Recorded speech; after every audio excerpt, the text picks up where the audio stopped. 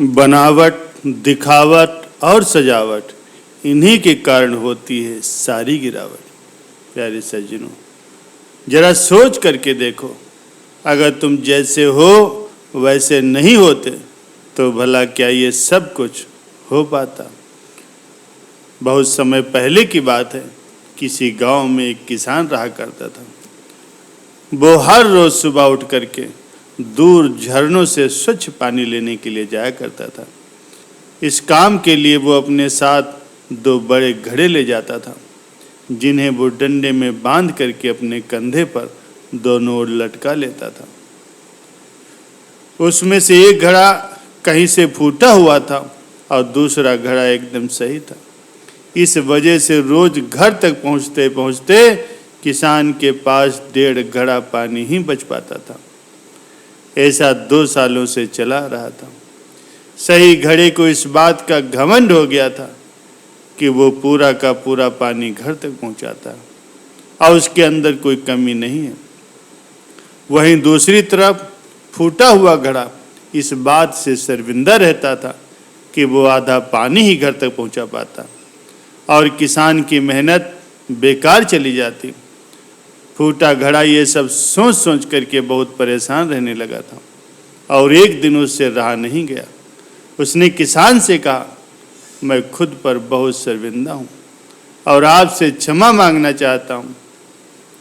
किसान ने पूछा, क्यों, तुम किस बात से शर्मिंदा हो? घड़े ने कहा, शायद आप नहीं जानते, पर मैं एक जगह से फूटा हुआ हूँ और पिछले 2 सालों से मुझे जितना पानी घर पहुँचाना चाहिए था बस उसका आधा ही पहुँचा पाता हूँ। मेरे अंदर ये बहुत बड़ी कमी है और इस वजह से आपकी मेहनत भी बर्बाद होती है। फूटे घड़े ने बहुत दुखी होते हुए कहा। किसान को घड़े की बात सुन करके थोड़ा दुख हुआ और वो बोला, कोई बात नहीं, मैं चाहता हूँ कि आज लौटते वक्त तुम रास्ते में पड़ने वाले सुंदर फूलों को देखो। घड़े ने वैसा ही किया। वो रास्ते भर सुंदर फूलों को देखता आया और ऐसा करने से उसकी उदासी कुछ हद तक दूर भी हुई। घर पहुंचते पहुंचते फिर उसके अंदर से आधा पानी रास्ते में ही गिर चुका था। वो मायूस हो गया और किसान से क्षमा मांगने लगा।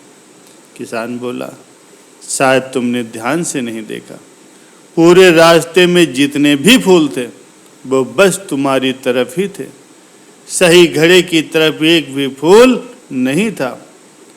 ऐसा इसलिए था क्योंकि मैं हमेशा से ही तुम्हारे अंदर की कमी को जानता था और मैंने उसका लाभ भी उठाया। मैंने तुम्हारी तरफ वाले रास्ते पर रंग बिरंगे फूलों के बीज बो दिए थे। तुम रोज थोड़ा थोड़ा करके उन्हें सींचते रहे और पूरे रास्ते को इतना खूबसूरत बना दिया। आज तुम्हारी वजह से ही मैं इन फूलों को भगवान को अर्पित कर पाता हूँ और अपना घर भी सुंदर बना पाया हूँ। तुम ही सोचो, अगर तुम जैसे हो वैसे नहीं होते तो भला क्या मैं ये सब कुछ कर पाता। ये सुनकर के वो घड़ा भी खुश हो गया। प्यारे सज्जनों, हमारा जीवन जैसा भी है, हम जैसे भी हैं, वो भगवान की मर्जी से है। जरूर उसमें हमारा ही हित है।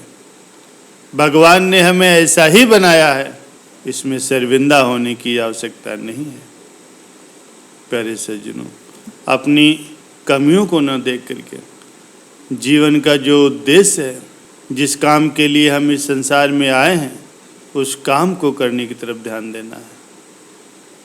मन को भगवान की साधना में लगाना है। प्यारे सज्जनों, मन को बस में करके प्रभु के चरणों से लगाना बड़ा ही कठिन काम है। शुरुआत में तो ये मन इसके लिए तैयार ही नहीं होता, लेकिन संत महापुरुष कहते हैं कि मन लगे या न लगे, बैठना जरूरी है। हमें सद्गुरु ने कहा है कि आप बैठो, हमारा काम है बैठना। मन लगे या न लगे, वो सब उस मालिक पर छोड़ दो।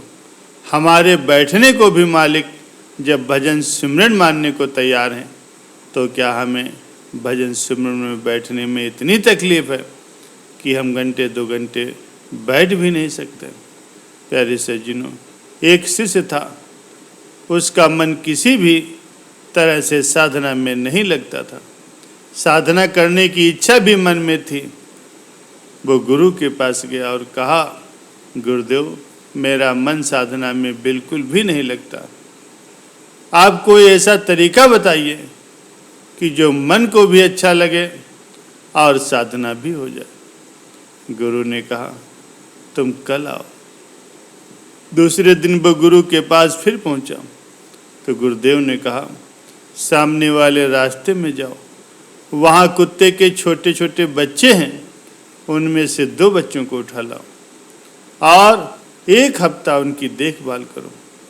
गुरु के इस अजीब आदेश को सुनकर के वो भक्त चकरा गया, लेकिन क्या करता, गुरु का आदेश था। वो 2 पिल्लों को पकड़ करके लाया, लेकिन जैसे ही उनको छोड़ा वे वापस भाग गए। वो फिर से पकड़ लाया, लेकिन वे फिर भाग गए। अब उसने दोबारा उन्हें पकड़ा, उसे दूध और रोटी खिलाई। अब वे पिल्ले उसके पास ही घूमने लगे। सप्ताह भर तक उन पिल्लों की ऐसी यत्नपूर्वक सेवा की कि अब वे उसका साथ छोड़ करके नहीं जा रहे थे। वो जहाँ भी जाता पिल्ले उसके पीछे पीछे ही घूमते। ये देख करके गुरु ने उसे दूसरा आदेश दिया कि इन पिल्लों को भगा दो। भक्त के लाख प्रयास करने के बाद भी वो पिल्ले उसे छोड़ करके नहीं भागे। प्यारे सज्जनों, तब गुरुदेव ने कहा, बेटा, शुरुआत में ये बच्चे तुम्हारे पास कहाँ रुकते थे, लेकिन जैसे ही तुमने इनके पास ज़्यादा समय बिताया, ये तुम्हारे बिना रहने को तैयार ही नहीं थे। ठीक इसी प्रकार से तुम खुद जितना ज़्यादा वक्त भगवान के पास बिताओगे, भगवान के सानिध्य में बैठोगे, मन धीरे धीरे भगवान की सुगंध आनंद से उसमें रमता ही चला जाएगा। प्यारे सज्जनों, हम अक्सर चलती फिरती ही पूजा करते हैं, तो भगवान में मन भला कैसे लगेगा। जितना ज़्यादा देर हम ईश्वर के नज़दीक बैठेंगे, ईश्वर के ध्यान में बैठेंगे, उतना ही मन ईश्वर के रस का मधुपान करेगा। और एक दिन ऐसा आएगा कि उसके बिना भी आप रह नहीं पाओगे। शिष्य को अपने मन को बस में करने का मन समझ में आ गया और वो गुरु आज्ञा से भजन सिमरन करने के लिए चल दिया।